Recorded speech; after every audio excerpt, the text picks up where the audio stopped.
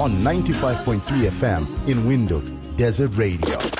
The Bold One. It's time for us to get into our next conversation for the day. We are going to be speaking to Eric Kruger this morning, who is the founder of Modern Breed. That's a learning and development consultancy for modern leaders.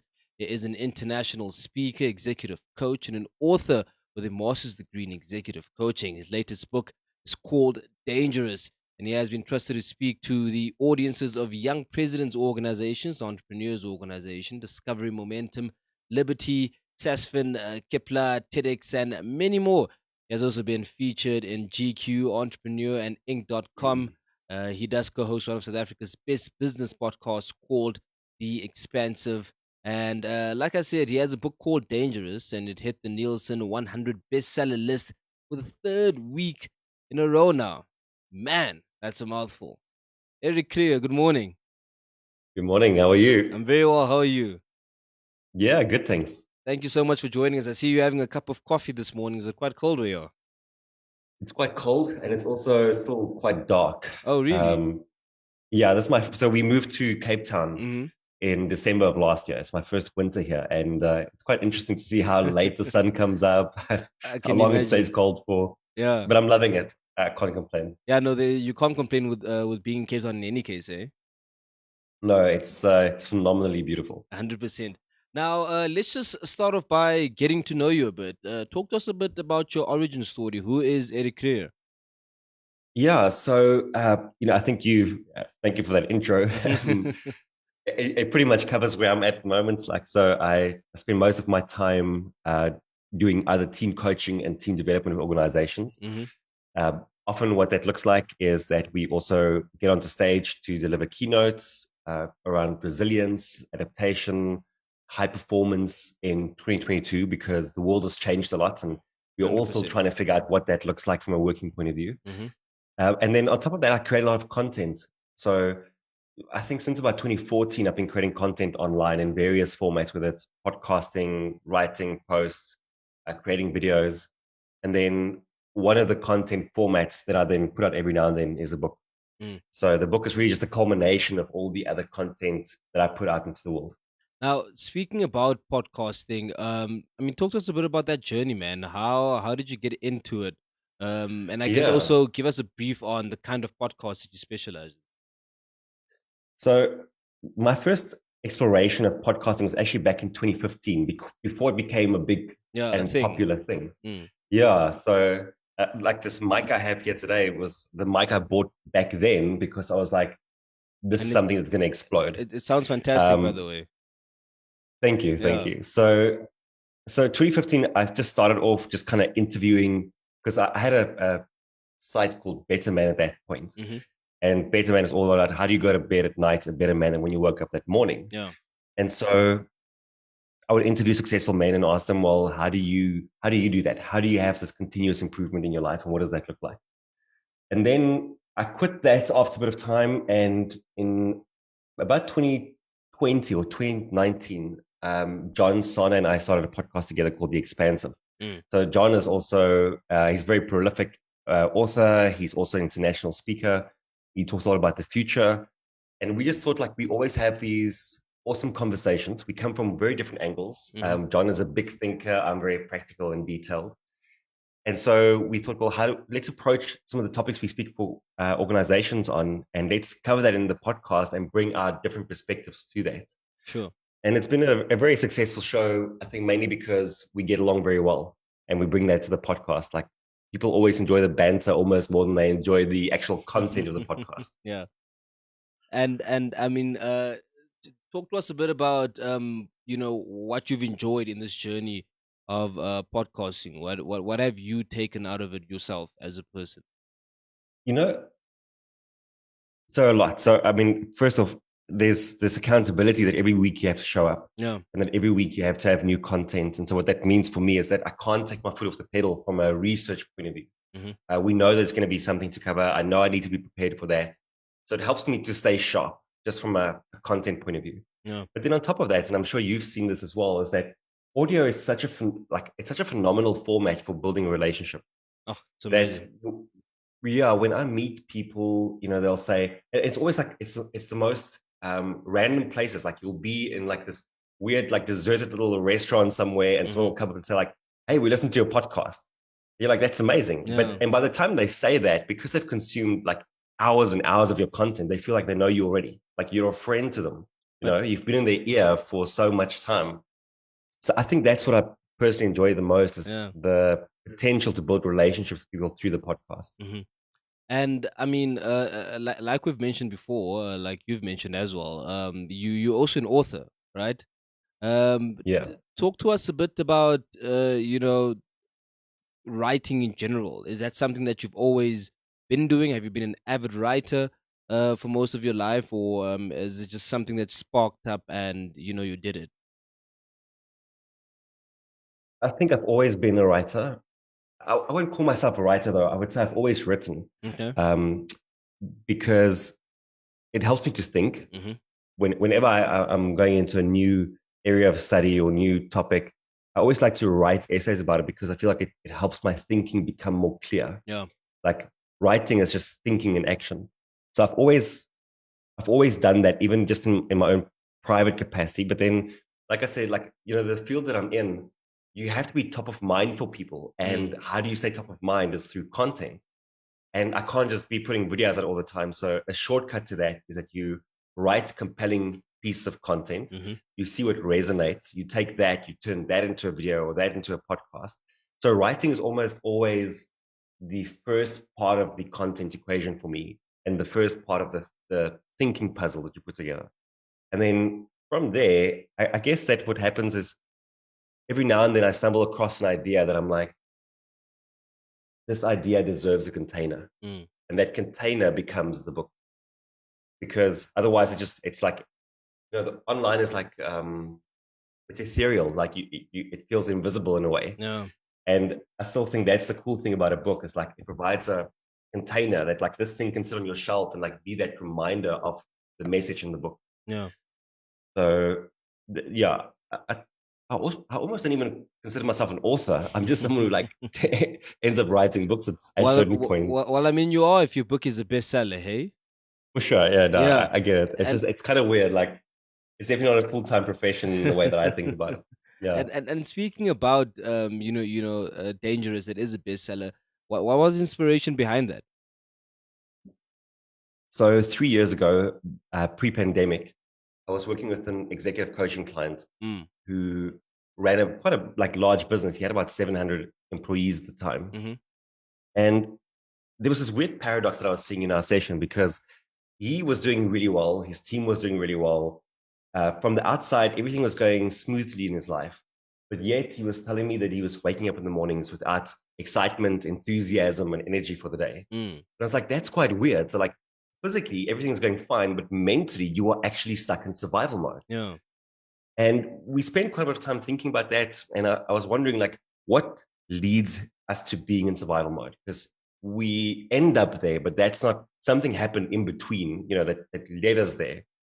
And so I spent a lot of time thinking about it, especially like just in his context. And then one day I realized that when I look at him, he'd become harmless.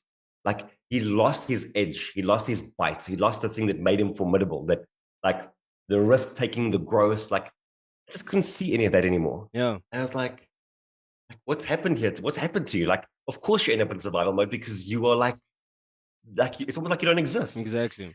And then I brought that to him. I said to him, you're harmless, which no one wants to hear. Mm. And we spoke about it for a while. And then at the end of the session, I said, well, if you're not going to be harmless, then what will you be? And he said, dangerous. Wow. And the moment he said that, I was like, of course, like, yes, like we all want to be a little bit dangerous. We all want to feel like we are moving forward, bold, focused, effective. And that kind of became the catalyst for the book. Where it's ended up is like a bit of a different positioning to where the idea started. hmm But that sent me on the journey of figuring out what does it mean for us to not be harmless, to not be in survival mode, but to be dangerous and formidable instead. And then without giving a bit way too much about the book, just speak to us about interesting elements of the book. Yeah. I'm happy to give it all away in the interview, so don't worry. Yeah, look, I think the core theme of the book, right, is that everything that you love in life is being threatened in some shape or format. Right. Whether that's in your business or your health, your relationships. There are threats around us all the time. And it's not a pessimistic thing to say, it's just reality. Like if you choose to turn a blind eye to your threats, then you are in for a very, very bad time. So you have to admit that there are threats around us. And then once you've done 100%. that, you have a choice around how will you respond to those threats. Mhm. Many people will be ineffective against the threat. And that might be because they don't analyze and assess the threat correctly, because they don't respond emotionally correctly to the threat, or that they don't have the skill, they don't have what it takes to overcome the threat. Mhm. And when that happens, the only thing that you end up getting to is survival mode, because like, what is there to you? Like, what other option is there? Like when you're the victim, you end up in survival mode. But then the alternative is that you can be a threat to the threat. You can be a danger to the danger. And that's the Wow. call to action for the book. It's like, how do you recalibrate how you think, feel, and act so that you can be a threat to those threats? Mhm. And if you can do that, then you advance your life forward. You move towards your goals. You get to save the love of your life. You get to save the village, right? Like every hero has to go through the threat to get to the other side, to get to the treasure, to the things that they want that are important to them.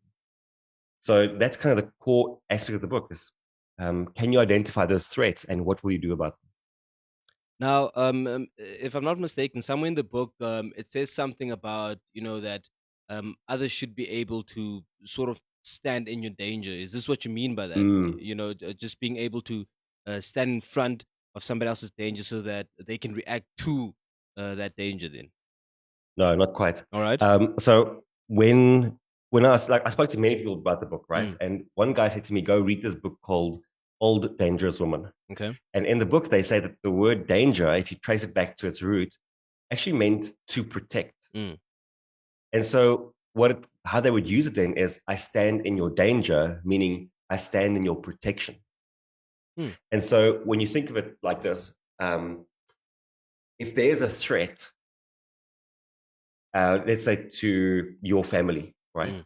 Then your ability to be a threat to the threat and a danger to the danger protects your family, right? They get to stand Okay. in your danger, in your Okay. ability to be dangerous. When I was walking with my dogs in the park, that's when like it really dawned for me, was like, if anything came up to us and threatened us, Hmm. then their ability to be dangerous in that moment, a danger to the danger, would protect me. So I stand in their danger. If they ran away or if they cowered, then they're harmless, and 100%. that puts me in harm's way. But then it's vice versa as well. That my ability to notice threats and to move us away from threats protects them, Yeah. and so they stand in my danger, my ability to be a threat to the threat and a danger to the danger. So when I speak about being dangerous here, what I'm really saying is that, like, these are the kind of threats that you overcome with intellect and wit and skill, right? It's like the changes in the environment. It is a competitor opening up next to you. It is bad eating habits. Those are the kind of threats that I'm speaking about here. And so when we then become dangerous, we create a pattern of thinking, feeling, and acting that empowers us to overcome those threats.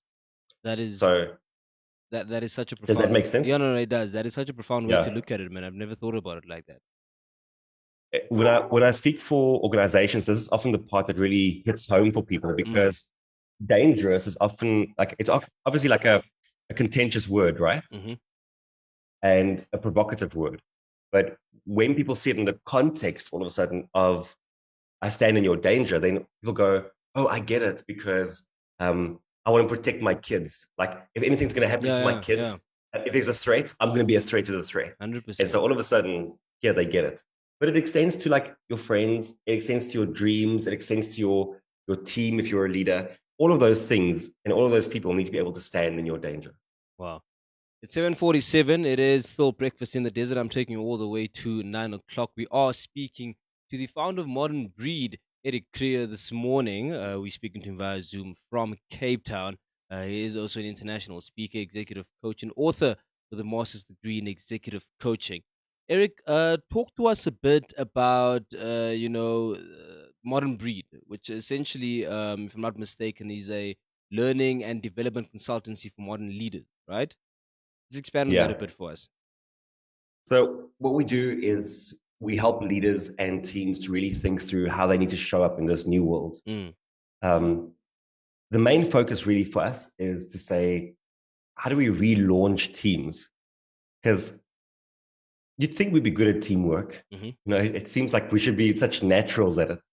But if you've been part of a team, you'll know that there are so many issues that creep into teams all the time. We accumulate bad habits, bad behaviors. We make certain concessions. We accept subpar performance. And then at some point, we realize that how we've been doing things, like it's not working. And especially if there's a new or a bigger goal, we go, well, what we've been doing up until now definitely won't get us there. And so what we then suggest to teams is that you have to have a team relaunch. You have to have a clear before and after moment in your team's existence where you go, today, we are all committing to a new way of doing things. We're committing to new norms, new behaviors, new habits. And so we construct that for teams. We help them to relaunch their teams in better ways to, I guess, take on the challenges that the company is facing. Wow. And I mean, you also speak to many organizations, especially one with young people, right? And I mean, speaking on that, what elements do you usually cover when you speak to, especially young groups of people? Yeah. It's kind of all over the show, to be Mm. honest. You know, the through thread, I guess, is always how do we improve how we think about the world? Mm-hmm. You know, Wayne Dyer said many years ago that when you change the way you look at things, the things you look at change. Wow. And so that's what I'm always keeping in mind when I'm constructing a talk is how can I help people see the world from a different perspective? How can I help them to use a new mental model for evaluating certain decisions that they are making? And then in the context of teams is how can we help them to create a shared mental model so they can all see the world through the same lens and make better decisions as a unit? Mm-hmm. But the topics at a high level, you know, cover things like resilience and anti-fragility. So how do we get through challenges and emerge on the other side better, stronger, faster? Mm-hmm. A lot of it is leadership related. So what are the skills and the behaviors that we need from our leaders in 2022, where the world is so different, where we have like hybrid teams and remote teams and in office teams, and also in a world that's just purely chaotic at the moment, where we don't know what's going to happen next. We still crave certainty, but it doesn't exist anymore and it's not coming back. So how do we then also deal with the uncertainty and perhaps use it to our advantage? So at a high level, those are sort of the things that we cover typically in a talk. I'm quite interested, Eric. What does it take to be an executive coach? Hmm. I guess it depends who you ask. You know, I'm a non-traditional executive coach in that I don't have corporate experience. Okay. So I came into it from as an outsider. And for a long time, I thought that was a disadvantage until one day I realized that outsiders are often the ones that actually have the best perspective because they don't come with baggage. You know, they don't come with preconceived ideas of how things should be. No. So I'm a non-traditional coach in that way. Like what makes me a little bit more traditional is I've done my master's in business and executive coaching, and more organizations or institutions are offering coaching, executive coaching as a course or as a degree. So I think it's a good bit of backing to give yourself. Yeah. But I think the typical executive coach is someone who's been in corporate for a while, and they've kind of made the transition where they want to be in corporate still, but they don't want to be working for a corporate. They want to be like on their own, you know. So, but there are many paths I think you can take there. Many executives kind of end up there just because of the experience they've had over the years. And then some people make the very deliberate choice that they want to be a coach. Mm-hmm. And then once you get in, I mean, I'm sure you've seen this. Like almost everyone is a coach these days. Like you wake up and you feel like there are like 10 more new coaches that have 100%. just joined on Facebook. But I think once you like decide you want to be a coach, it's important that you specialize, you choose who you are going to be working with. Yeah. Because there are so many coaches, like you want to be able, and I think this is what over time has helped me, is that even though I'm an outsider, I've worked with so many organizations and so many leaders and teams by now that I can see the patterns from the outside. And that's ultimately what makes a good coach, is that they can see the patterns. And then when they're working with you, this like pattern that they see with you is something they've seen before. And so they can help you gel those two experiences so you can chart a better way forward for yourself. And Eric, I mean, in the host of things that you do, in the list of things that you do, it would be fair to group you in the category of being an entrepreneur, right? Yeah, for sure. And what would you say is the importance of entrepreneurship to especially young people? I mean, seeing that essentially the young people are the future; they are tomorrow, right? So, what would be the importance of young people specifically getting into entrepreneurship? There's a mental model called explore, then exploit. Mm. And what this means is that early on, what you want to do is you want to try as many things as possible. So you want to try different industries. You want to like try and maybe sell different products or different services. And what you're trying to do is you are trying to accumulate experience as quickly as possible. So, and you're trying to see what you enjoy and what you're good at. Too often we start specializing just too early, right? Like start focusing down and niching down too early. And if you're a young entrepreneur, you have time on your side. So and you potentially don't have that many overheads. So you have a greater appetite for risk. So what you should do is you start by exploring as many things as possible. And then what you do is over time, you then start exploiting. So you start shifting the balance to, well, now I found the thing that I'm good at, that I enjoy, and that I can make a lot of money from. And then you start focusing down. But exploit to me is if I look at my own career, that's always been the formula. It's always been, okay, I'm trying lots of different online businesses. Oh, I found the better man thing that works. Then I'm like, I tried different things in coaching, and then I'm like, oh, I want to work with executives. So it's always that. Start broad, narrow. Start broad and then narrow down. And I think if you can follow that rhythm and that cadence over time, it'll serve you very well as a young entrepreneur. Fantastic advice. I'm also quite interested in one thing, Eric. You are a writer, you are a podcaster, you lead a successful business, entrepreneur. You get time for yourself, man. Yeah, I do. Yeah. I do.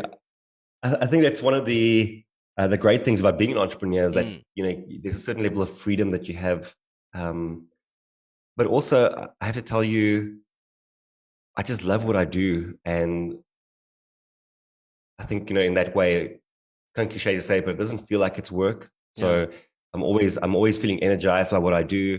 I love that I get to sit down and research stuff and teach stuff and work with people. But today after this call, we're actually heading out to like a mountain cabin somewhere in Cape Town. Wow. So we try and be good about creating that space for ourselves as well. That's fantastic. And speaking about making time for yourself, do you ever think you will make times to visit Namibia? It is very high on my list. Yeah. I was so close. I was working with an organization that was going to fly me out to come and speak. And then it just fell through as COVID hit. So thanks to COVID. Yeah. But I'm hoping to be there at some point soon. Is there anything perhaps fascinating that you have read about Namibia that you relate to, that you appreciate about Namibia? So my wife is German. Okay. And from what I understand, you guys have a strong German culture there. 100%, very, very strong. Yes. Yeah. So I think that's a big draw card for us, is to come and experience the culture aspect of it. Yeah. When you do come, I recommend strongly that you visit Swakopmund. They also have a very, very strong German culture there. Yeah, I think that is kind of the starting point that we had in mind. 100%. Yeah. All right, Eric, really do appreciate you making time for us this morning, man. It's been fantastic chatting to you. Yeah, thanks to you. I really appreciate it. Yeah. Do enjoy your cabin hunt a little bit later, and of course, the rest of the day. Amazing. Thank you. All right, Thank cheers. you. Have a good day. Thanks. Cheers.